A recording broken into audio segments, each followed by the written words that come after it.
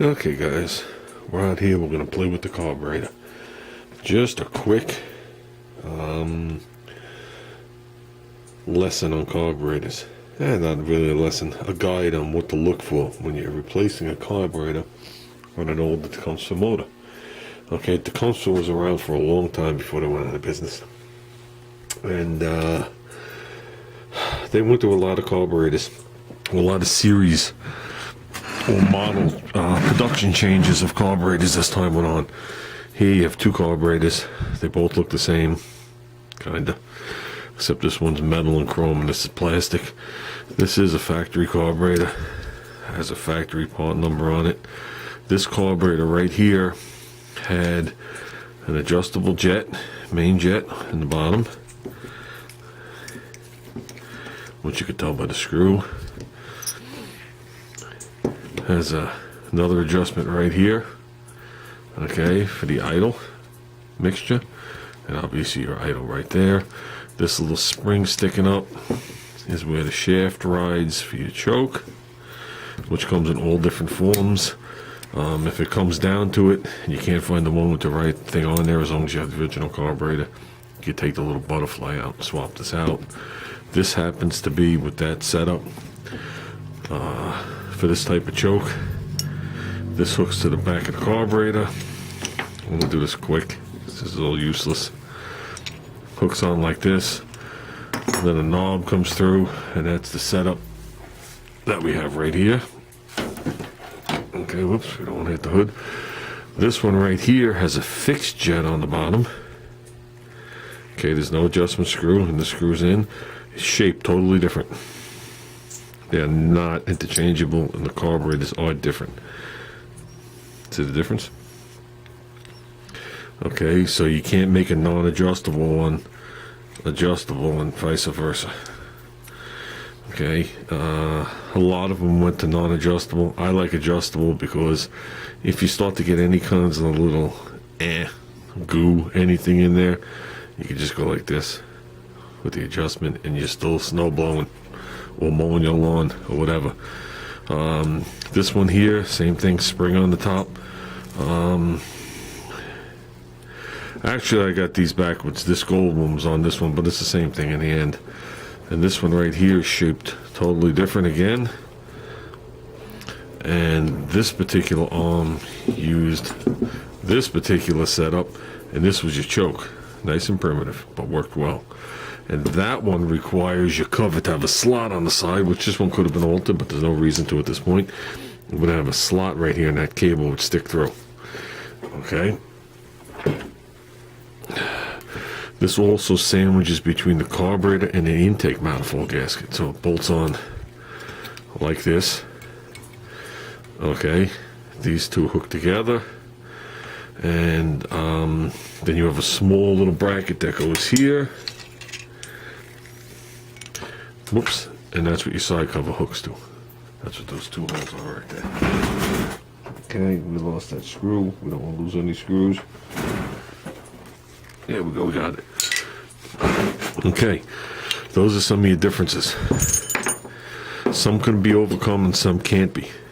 Important, if you have a 90, get one with a 90. These come either 90 or straight. Most of the ones with a 90, the fuel line goes under the front cover, like that one. And if you get a straight one, you cannot make the hose come back around. It will not work. And no, they're pretty much not interchangeable. Okay, so you got to look at, see if you have a 90. You have to look to see what type of choke you have. Obviously, you have to make sure you have the same amount of holes because you do not know which holes on the actual throttle blade you're going to use. Okay, I know it's this one. I marked it. Obviously, if you put it in the wrong one, your governor is not going to work right. This one right here is not the original carburetor. Okay, now this was the one that was on the snowblower. Everything was fine. Took out the mixture screw on the side, which should look like that, but it wound up looking like that. See the difference? That means the point where it makes the adjustment, the needle is stuck inside the carburetor. And it's a shame because this thing was a nice clean piece, and just like the guy said, the little rubber seat that goes in there, the neoprene seat or whatever it's made out of, was gone. He said it crumbled when he went to clean it. I believe him. So it's a shame that we have that problem. The original Tecumseh carburetor, the old school one, this is the wrong bowl for it, had a brass float. Okay. The newer aftermarket one had a plastic float. Which is better? I like the plastic.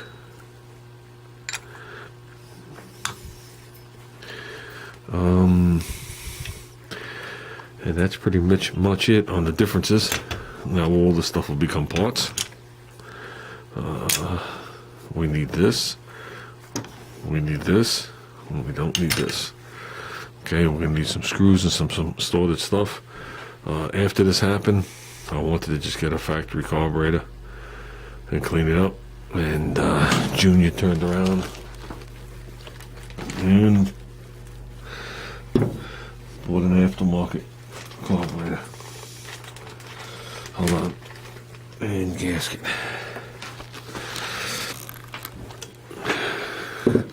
And this one, as you could see, looks just like this one.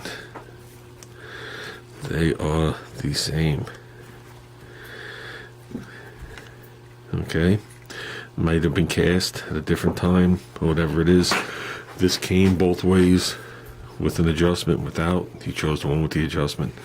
Has the same gold thing, because that's what was on this one. As what's on here. Same chrome thing. Same cheesy chrome looking bowl. This one's got the drain. You could hold it like this. Drain your fuel out. It's got the adjustment here. Adjustment here. Primer bowl. Okay, the only thing I want to do before I put this thing on is I want to open it up and just look inside. Make sure there's no debris in it. So, and then we'll see. I really can't start it tonight because that fuel line shot, and I didn't know this carburetor would be here today. I thought it would be here tomorrow, so I didn't bring home fuel line. So, with that, let's open it up. Okay, here's what I don't like about the pre-production cheap carburetors. Is if you look, it's going to be hard to see by the bowl. Okay, this is the same carburetor, so we'll use this one because it doesn't have the bowl on it. Keep that one from falling on the floor. You have this one, and you have this one. Does this make a difference? I'll tell you how it made a difference in my life. See the big gaping hole? See the Welch plug? Now, if you put the Welch plug in there, there's still a slit right here. Not a massive slit, it doesn't matter. This one's got a kind of slit and that. What's up in that hole? Okay. Now, fuel goes there for the primer bowl. You can see that goes in there, but that's no big deal. At the top, it's going to be easier to see on the clean carburetor. There's a miniature vent hole. So if the carburetor floods. Now, when I ran these carburetors on the mini bike, and I bought the ones like this, and it didn't have the Welch plug, as the carburetors vibrated, if you guys remember, I had the 2 tunnel rims, gas would vibrate up there and just seep down the sides of the carburetor. If gas vibrates here, it has a splash shield. On the other ones, what I did was I took coarse, stainless steel wool, and put it up in there, and then put something there to hold it, and it seemed to correct it. It couldn't splash past the coarse stainless steel wool. This, I'd like to put the Welch plug in. However stupid that sounds to you, I'd like to put the Welch plug in there, so I don't have to deal with it. Do I care that it oozes gas? If this thing's gonna go on fire and make a fireball and someone get hurt, absolutely. So, okay, let's look into that. Okay, here is one of the Welch plugs. Just a little cup of aluminum. And it looks like when they beat it in, they dent it the other way. Didn't look like it started that way. See, it doesn't match that. It's tapped in and then the center is caved in and it puts pressure to the sides. It's just a little piece of aluminum.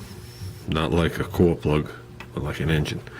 So with that, we're going to slide this pin out. Okay, I'm going to turn the camera off. I'm going to slide this pin out, lift this off. We'll leave the needle there. Now that's the other difference between this. This has a like neoprene seat and a metal needle. This one has a metal seat and a neoprene tip on the needle.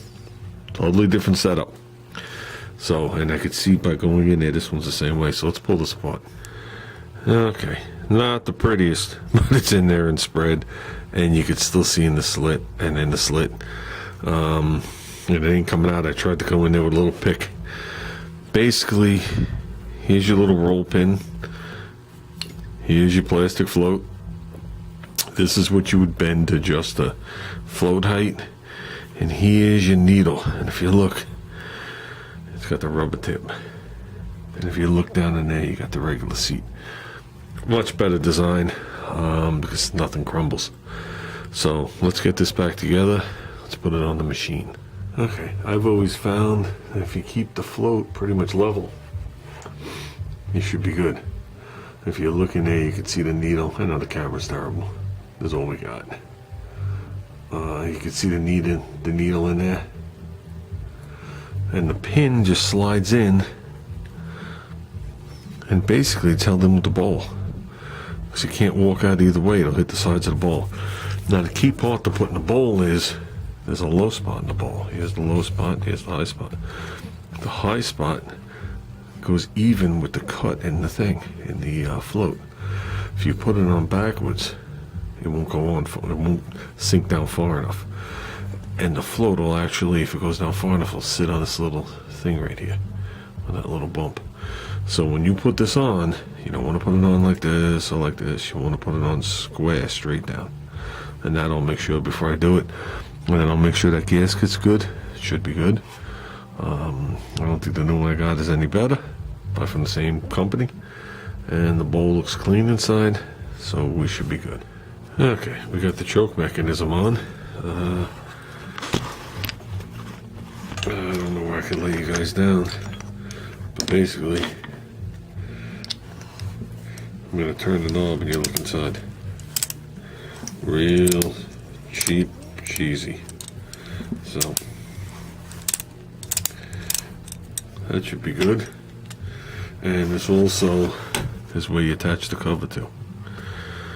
So, okay guys, I think we're good. We got the Welch plug in. Everything seems okay. I could blow in it. Let's see if we can blow in it upside down. Nope. But I could blow in it with the right side up. So this is moving free. And that's it. I'm going to put a little dot on the one I have to line it up to. And we'll call it good. Okay, there it is. The choke knob can be pushed on further, but I don't want to wedge it on to wedge it back off. The actual red/orange doesn't look too bad. It's the same color as the unit. So it's supposed to be white. But we're good. Either way, we're good. Choke it the way you want. Just different things. If this goes all the way down, it's off. The throttle. Plus there's a key off. Okay, you take the key out. And that's about it. And basically what happens is the heat from the muffler builds up around inside there, and then when it draws the air, it draws it from underneath, draws it from everywhere, but it will draw a little warm air in there. What's funny about the whole thing is they only use these air boxes on a snowblower, but it gives you the lubrication for summer and winter. This isn't bolted back on. This bracket goes right there. That's done. And the reason I didn't do it is because the next video is going to be us changing the fuel line, cover off again, and starting and tuning the carburetor.